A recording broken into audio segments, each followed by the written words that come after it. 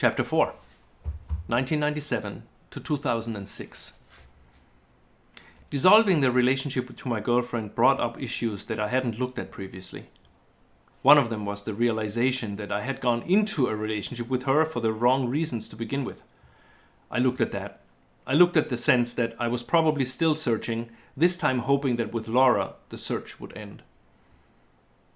I have no recollection of speaking with my then 9-year-old son about me leaving. We spent time together, but I don't remember actually talking to him about it. I'm sure I did, but I think I tried to forget about this aspect of my move as it induced a lot of guilt within me. Only much later on would I be able to confront it. For now, I was still processing everything that had happened at the foundation while trying to navigate the move. Eventually, at the end of December in 1996, I boarded a plane from Frankfurt to JFK with 2 suitcases, a backpack, and my mountain bike. Having arrived at Laura's place, I had a rough time in the beginning. We first lived in Laura's small apartment in Roscoe, but realized very soon that, besides the foundation and beautiful nature, there was nothing there. Laura was a headhunter and able to work from anywhere, but tiny rural Roscoe had 3 fishing stores, a pizza place, and little in terms of access to culture, so we decided to move to Woodstock, New York. We rented a small place in Bearsville. I had no real applicable skills other than working with my hands and found some odd jobs around town like painting and working in a health club. My visa was only good for 90 days and we knew we wanted to stay together, so we decided to get married. It wasn't romantic. There was no engagement ring. I was fairly oblivious to the traditions. We got married in Laura's dad's country club in Pawling, New York. It was a huge wedding and admittedly I remember very little about it. My mom and her husband flew in from Germany with my sister and her then husband. Afterward, we went on our honeymoon in Puerto Rico. Laura had a job that earned a good income, but which she also hated with a passion. In one way, I was the answer to her prayers, as she wanted to be with someone who understood the course and with whom she could talk about things related to it. On the other hand, besides that, we didn't have much in common. We didn't love the same movies. One time we came out of the movie theater and she punched me in the arm, upset about the movie choice I had made. Our political views were different, and she was operating in a high-stakes community where she dealt with CEOs of large companies on a daily basis. I didn't even have a college degree. I tried to establish a Course in Miracles group to somehow replicate what I did in Germany, but it didn't work out. I knew I had to let go of my role as a teacher. I needed to focus on other things. I felt guilty about not having my own money and needed to get my life together. I also needed to get a green card. We lived in Bearsville for about a year. During that time, Laura and I had gotten married. I applied for permanent resident status, got my GED, and applied for college. I had no idea what to do for money, but I liked houses, so I got my real estate license. My plan was to do that while I went to college. The application for my green card became a big internal struggle. Not so much the application itself, but my fear that it would be denied. It took 2 years, and while this was going on, I couldn't leave the country. I was rereading through Absence from Felicity during that time again, and wrote one of the lines that Jesus had told Helen Schuckman on a piece of paper, then pinned it onto our fridge. It was also a quote from the Bible. Quote, be of good cheer, for I have overcome the world. Kenneth Wapnick, Absence from Felicity. Laura especially had a rough time that first year. She had thought that her life would somehow get better with me around. She also didn't know me well enough to make such a huge commitment for me to stay with her, marry her, and be with her. We had never dated in the usual sense. We met at the foundation where we both experienced a heightened sense of everything. We didn't know each other in real life until I had already given up everything and we started an entirely new life together. Laura came very close to committing suicide during that time. I think that realizing that my consistent presence didn't change her inner life as much as she had hoped, she fell into a deep depression. She bought a rifle that she returned a few days later. It was tough. All I could do was try to stay open and not withdraw, be present without shielding myself. There's no way I would have been able to make it through this relatively intact without Jesus. I continued writing into my journals and talking to him as much as possible. At some point, something shifted. In September of that year, we went to a weekend workshop at the foundation, as we did on a regular basis. And I remember one instance very clearly. I came out of the library building, walking toward the main building, when I saw Ken across the street. He came toward me. I was still pretty far away when I thought to myself, Ken, please help me to get home. With home, I didn't mean Germany. I meant home where my peace is, where my true self is, and where we're all together. Though I hadn't uttered a word, when he passed me, he stopped and said, 15, 20 years and you'll be okay. We hugged briefly and he continued walking. Yes, it's pretty wild to think that he picked up on what I had thought and gave me an answer out loud, but that's not the point. The point is, he told me in those few words that the end of my suffering would be in this lifetime and I wouldn't have to worry. One of the major themes in the course is that time is not linear. We're not going from past to future, from one point in time to the next. We are already at the end of our journey, looking back at it. There are many lines in the course that discuss this. One of them is, quote, "You are at home in God, dreaming of exile."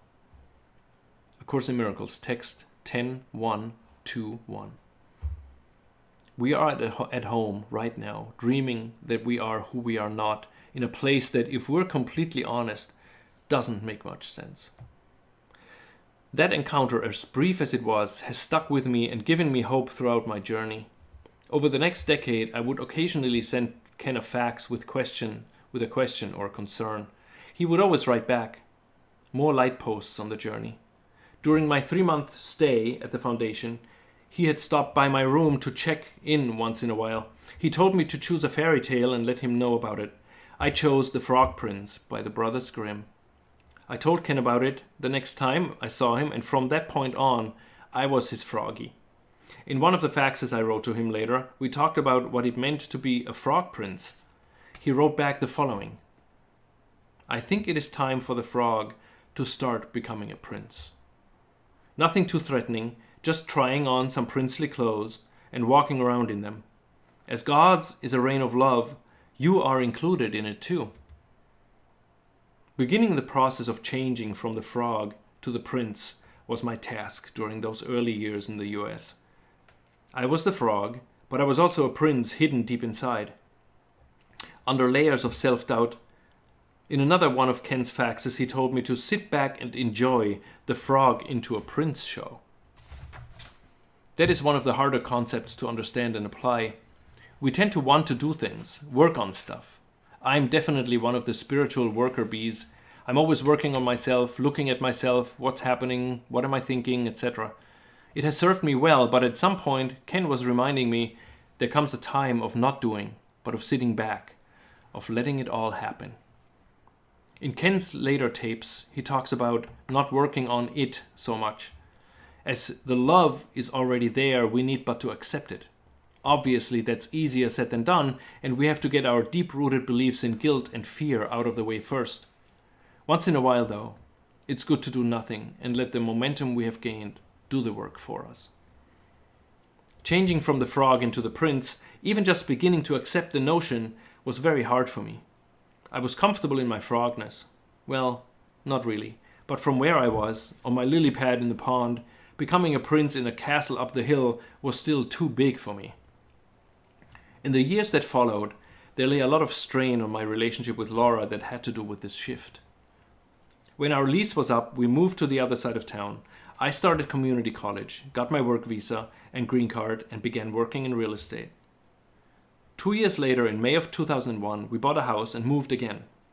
That was the time when I began writing. One of my English teachers at Ulster County Community College told me I should consider it, and I first began with a story that was in my head, partially fiction and partially autobiographical. It turned into a screenplay and took 3 years and 30 different versions to finish. Even though nothing ever happened to the script, I was hooked. I took 2 semesters off to concentrate on writing and never went back to college. Real estate wasn't easy for me during those early years. I did okay, but Laura made a lot more money than me, and this became a major negative factor in our relationship.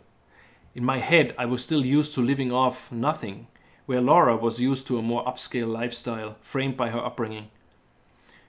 She thought that her life up until then accounted for very little, still having to work a job she hated and not having accumulated much in terms of wealth or retirement funds. I had never thought about the future and felt that somehow everything would be fine.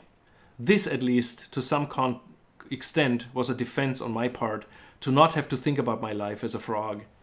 I was uncomfortably situated inside my comfort zone. Yes, Laura made a good amount more money than I did, and yes, this was a strain on our relationship, but it was still too comfortable for me to feel motivated to make the change into the prince and to accept my inheritance. We went to therapy for a while, but it didn't work. I was stuck. I had lost something in the process, and even though I still listened to Ken's tapes and did my daily work with the course, I felt that I was going nowhere. I had a vision when Laura and I first met. It came to me sometime during my stay at the foundation. It suggests a past life we had known each other in. I'm not sure how real that is, but it was significant at the time. We were both children and lived in the western part of the US, sometime in the 1800s. I was a girl of about 6 or 7 and Laura was my older sister, possibly 13 or 14. I didn't get much of the circumstances, but I felt that she was unhappy. I always tried to cheer her up, but she cried a lot in our bed at night. Our house was close to the train tracks, and one day, while we were playing, we heard the train in the distance. As we always did, we ran toward the tracks to wave to the passengers. I'm not sure how it happened, but the moment the train passed by, Laura jumped onto the tracks and died. The eye in my vision was devastated, and for years couldn't get over it. In the back of my head, I think I was always afraid Laura would hurt or kill herself. I didn't focus on it, but once in a while it would come up. I got the feeling that the real reason we got together was that something in both of us needed to be healed, though it often seemed as if it would never happen at all. Sometime in 2004, we bought a small cabin in the woods to fix up and flip. It was a great project, but in the midst of it all, I realized very painfully that while we were together, it was impossible for me to step out of Laura's shadow. It was equally impossible for her to let me move ahead. In order for the frog to become the prince, the frog had to stand on its own feet. I had to leave the pond. It was very painful and very scary, but I knew deep inside that it needed to happen. It was a very strange breakup because we both knew and acknowledged the love we had that had brought us together. I remember feeling it when we spoke throughout one weekend, trying to sort it out. We loved each other, but at the same time, neither of us could jump over our own shadow. We lived together for another year before I moved out and bought a small house near my office in Stone Ridge, New York. I felt like a failure. In my mind, I was supposed to be able to create a happy ending, to figure out a way for us to stay together in the role of the prince and live happily ever after. We had invited Jesus into our relationship and both did our best to stay true to what we thought was right. Sadly, in the end though, it seemed that it wasn't enough.